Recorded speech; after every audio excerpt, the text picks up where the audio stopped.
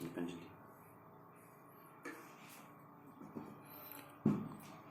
Students, ये आज का जो टॉपिक है हमारा क्लास 12th का chapter 2 inverse trigonometric function. Inverse trigonometric function है ये। अब ट्रिग्नोमेट्रिक फंक्शन तो आपने सुने हुए हैं, +1 में, थोड़े बहुत 10th में भी इंट्रोडक्शन हो गई थी ट्रिग्नोमेट्री की। तो उसमें जो है जो फंक्शन होते हैं ट्रिग्नोमेट्रिक फंक्शन, उन्हीं के इनवर्स फंक्शन जो है यहाँ पर इंट्रोड्यूस किए गए हैं। तो यहाँ पर जैसे we are familiar with T functions, trigonometric functions. For example sin y equal to x means y is an angle whose sin is x। जैसे हम sin 30 करते हैं ना, sin 30 क्या आता है, sin 30 की वैल्यू 1/2, ठीक है। तो x means y is an angle whose sin is x, ठीक है। तो y जो है वो एंगल को रिप्रेजेंट करता है, और जो उसकी जो कंप्लीट वैल्यू है उसकी, तो क्या आ जाएगा, वो x के उसमें आ जाएगी, x के रूप में आ जाएगी। Written as y equal to sine inverse x।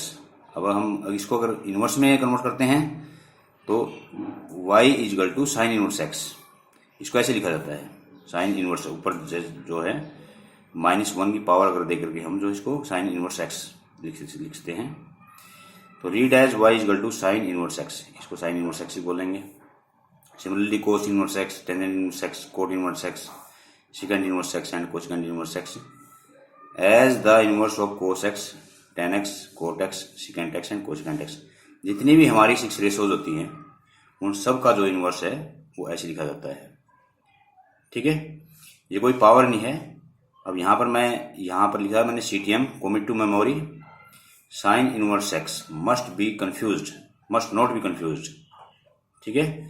Sign inverse x must not be confused, इसके साथ कंफ्यूज नहीं होना आपने, विद साइन x की power -1।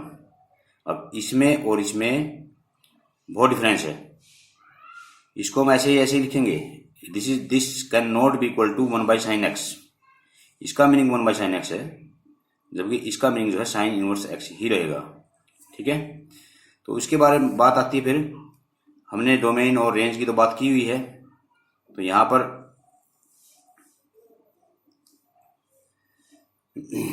Range of inverse trigonometric functions, ये बड़ा इंपॉर्टेंट जो टॉपिक है यहाँ पर आज का, कि रेंज को हम क्या बोलते हैं यहाँ पर, प्रिंसिपल वैल्यू ब्रांच बना दी, प्रिंसिपल वैल्यू ब्रांच, ठीक है।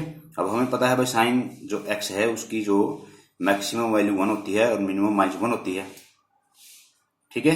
तो उसके डोमेन क्या थे, -π/2 से π/2।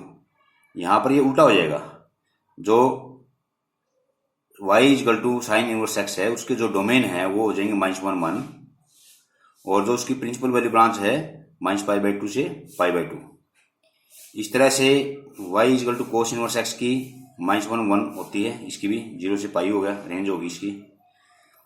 y equal to tangent inverse x है, रियल नंबर के लिए है डोमेन सारे, और इसमें -π/2 π/2 ओपन इंटरवल क्यों लगाया हमने, क्योंकि टेंजेंट π/2 जो है वो नॉट डिफाइंड होता है, इंफिनिटी होता है, नॉट डिफाइंड होता है वो, ठीक है, नॉट डिफाइंड होता है। तो इसलिए इसमें क्लोज इंटरवल नहीं आएगा, इसमें जहां पर ये डिफाइन होते हैं वही वैल्यू वही रेंज जो है इसमें लेंगे हम। तो कोसेकेंट इनवर्स x में ये इसके डोमेन होंगे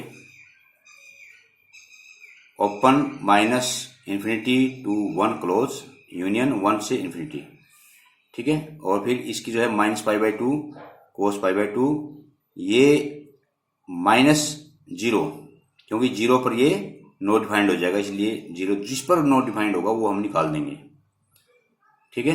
यहाँ पर π/2 पे नॉट डिफाइंड था, इसलिए इसको क्लोज इंटरवल से हमने निकाल दिया, ओपन इंटरवल बना दिया।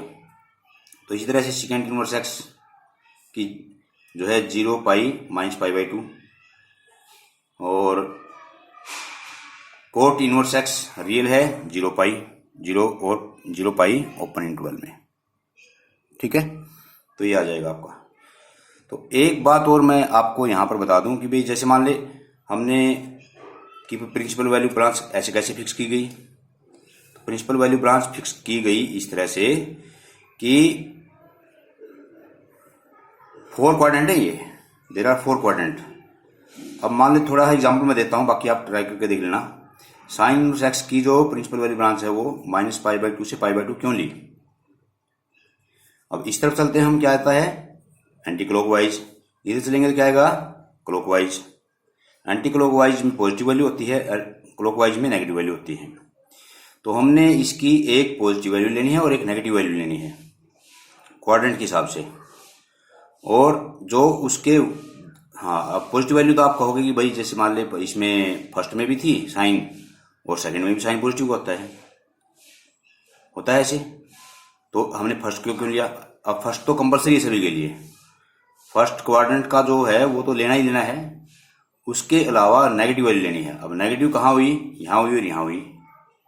और वर्टिकली अपोजिट को छोड़ना हमने, जो वर्टिकली अपोजिट का जो स्पेस है उसको हम छोड़ देंगे, ठीक है। तो कौन सा क्वाड्रेंट बच गया, हमने बताया भाई एक पॉजिटिव वैल्यू लेंगे एक नेगेटिव वैल्यू लेंगे। तो पॉजिटिव वैल्यू के लिए हमने फर्स्ट क्वाड्रेंट फिक्स कर दिया, तो नेगेटिव लेनी है ना। नेगेटिव कहाँ आई, सेकंड और नहीं थर्ड और फोर्थ में। अब थर्ड का भी काम खत्म हो गया क्योंकि वर्टिकली अपोजिट एंगल नहीं लेना। क्या बच गया फिर क्वाड्रेंट, फोर्थ क्वाड्रेंट ही यहाँ पर शेष रहता है।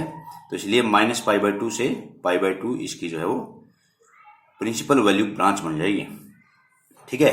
इसका दूसरा एग्जांपल ले लो, 0 से पाई है कोस में। अब ये तो ले लिया हमने, यहां से यहाँ तक कितना हो गया 0 से π/2 हो गया, ठीक है। अब एक नेगेटिव वैल्यू लेनी है, नेगेटिव कहाँ होता है ये सेकंड और थर्ड में होता है। वर्टिकल वैल्यू को छोड़ दो, क्या रह गया ये सेकंड, तो पूरा घुमाओ इसको 0 से पाई, तो 0 से पाई इसकी रेंज होगी। तो ये बड़ा इंपॉर्टेंट चीज है यहाँ पर, ठीक है। उसके बाद आ जाइए आप properties of inverse trigonometric functions, जो एनसीईआरटी की बुक में भी आपको दे रखी हैं, आप इसको पढ़ सकते हैं, ठीक है। तो properties of inverse trigonometric functions, एक तरह से ये आपको आइडेंटिटी जो है ये याद ही करनी है, समझ भी लेनी है। तो मेरे हिसाब से जो है प्रॉपर्टी जो है उसमें बुक में बहुत सारी देखी हैं ऐसे, भाई sine inverse minus x minus sign inverse x होता है, cos inverse minus x pi minus cos inverse x होता है, टेंजेंट इनवर्स माइनस एक्स में ये होता है। तो ये तो मैंने लिखी हुई है यहाँ पर, आप देख सकते हो एनसीईआरटी बुक में।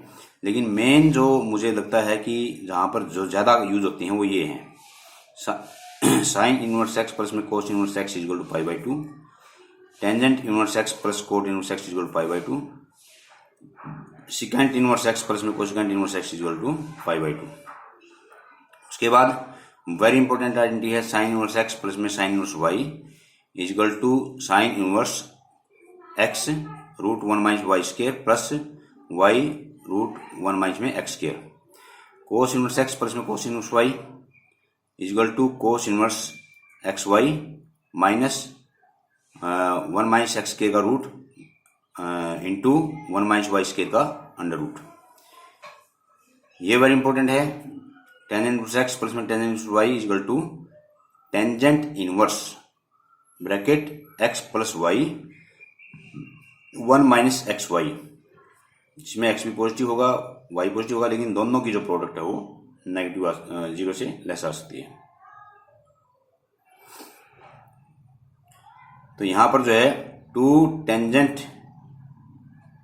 Inverse x equal to tangent inverse 2x 1 minus x square, और या फिर sine inverse x sine inverse 2x by 1 plus में एक्स स्क्वायर, या फिर कोस इनवर्स 1 माइनस में एक्स स्क्वायर 1 प्लस में एक्स स्क्वायर। ये दरअसल कहां से आए, ये आए आपके जो है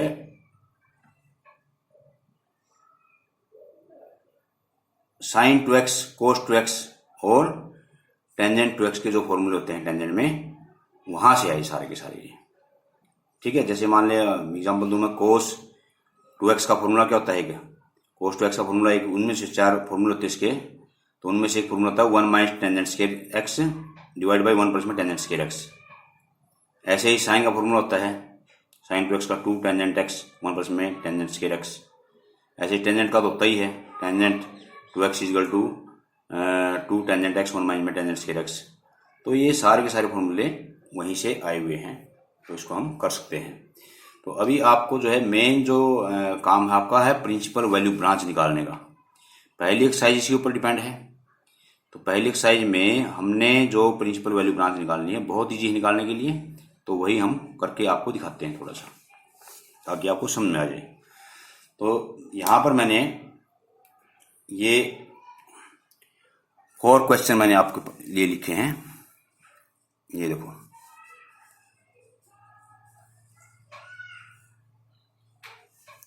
फोर क्वेश्चन लिखे हैं आपके लिए। A1 फर्स्ट क्वेश्चन है, और थर्ड क्वेश्चन है, फिफ्थ क्वेश्चन और सेवंथ क्वेश्चन है। तो पहला जो क्वेश्चन है, फर्स्ट जो क्वेश्चन है, इसको हमने सॉल्यूशन में करके दिखा देता हूं आपको। सॉल्यूशन फर्स्ट हमारे को दे दिया ये, इसको हमने लेट साइन इनवर्स -1/2 को हमने मान लिया y, एक्स मान सकते हैं, y मान लिया हमने। तो ये आ जाएगा, फिर ये साइन इनवर्स उधर चला जाएगा, तो क्या आ जाएगा ये -1/2 इजकल टू साइन y, ये आ जाएगा। तो अब आपने ये देखना है भाई, साइन y इजकल टू -1/2, -1/2 कहाँ होता है, माइनस साइन π/6 होता है, माइनस साइन π/6 होता है ना। तो अभी आपको पता होगा कि sine minus y equal to minus sine y होता है। तो माइनस साइन π/6 क्या हो जाएगा, साइन माइनस π/6। अब ये जो वैल्यू आपकी आई है, इसको हम चेक करेंगे इसकी प्रिंसिपल वैल्यू ब्रांच में। सो दिस इंप्लाइज, इसकी प्रिंसिपल वैल्यू ब्रांच क्या होती है, प्रिंसिपल वैल्यू ब्रांच क्या होती है इसकी, होती है -π/2 से π/2। तो क्या -π/6 इसके इंटरवल में आता है, तो आता है। तो दिस इंप्लाइज लिखेंगे हम -π/2 π/6 बिलोंग्स टू -π/2 π/2। अगर ये वैल्यू हमारी प्रिंसिपल वैल्यू ब्रांच में आती है, तो ये हमारी प्रिंसिपल वैल्यू होगी इसकी। सो देयरफॉर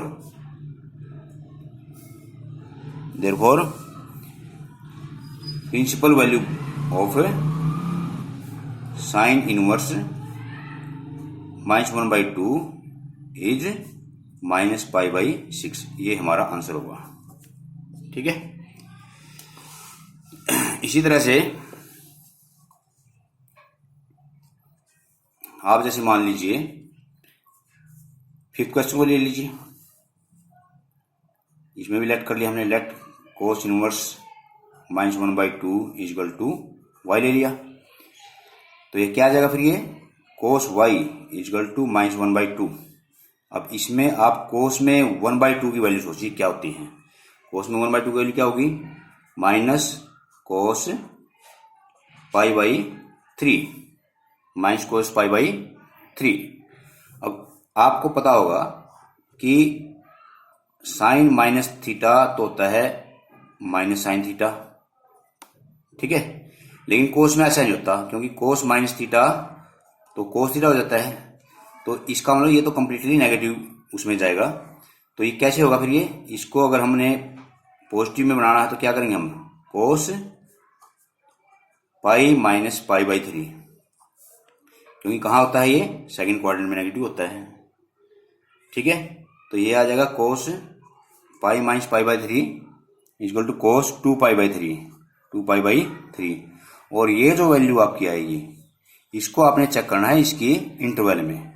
तो क्या 2π/3 बिलोंग करता है उससे 0 से पाई में, क्योंकि इसकी जो प्रिंसिपल वैल्यू ब्रांच होती है वो 0 to पाई होती है, तो बिलोंग करता है ये। So therefore principal value of cos inverse -1/2 is 2 pi. ठीक है, आप किसी का भी निकाल लीजिए, हर एक का। जैसे मान ले थर्ड रहता था हमारा, थर्ड में अब जो थोड़ा जल्दी करवा देता हूं मैं। कोसिकेंट इनवर्स 2 को हमने क्या मान लिया, y, तो कोसिकेंट y क्या आ गया, 2।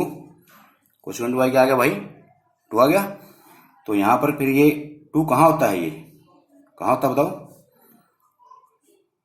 कोसिकेंट पाई/6 पे होता है। ठीक है, और पाई/6 की वैल्यू कहां होगी, पाई/6 जो है कोसिकेंट की जो प्रिंसिपल वैल्यू ब्रांच है, जो मैंने आपको पहले दिखाई थी, कोसिकेंट की ब्रांच क्या है, बिलोंग्स टू -पाई/2 से पाई/2 -0। 0 का मैंने रीजन बता दिया था कि 0 पे नॉट डिफाइंड होता है, तो इसमें आती है ये। तो सो इसकी प्रिंसिपल वैल्यू क्या है, प्रिंसिपल वैल्यू इज पाई/6। ठीक है, इसी तरह से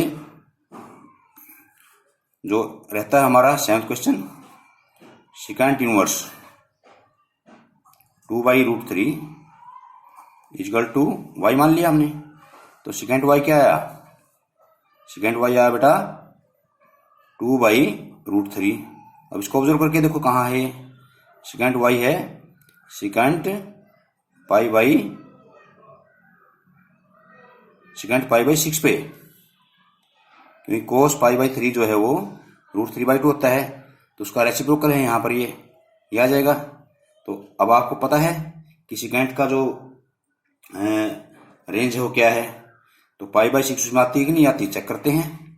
पाई/6 बिलोंग करता है 0 से पाई माइनस पाई/2 में, बिल्कुल बिलोंग करता है। तो इसकी प्रिंसिपल वैल्यू क्या है, ये प्रिंसिपल वैल्यू आएगी पाई/6। ठीक है, राइट। तो इस तरह से आपने पूरी जो एक्सरसाइज 2.1 है वो आपने ट्राई करनी है। तो थैंक यू।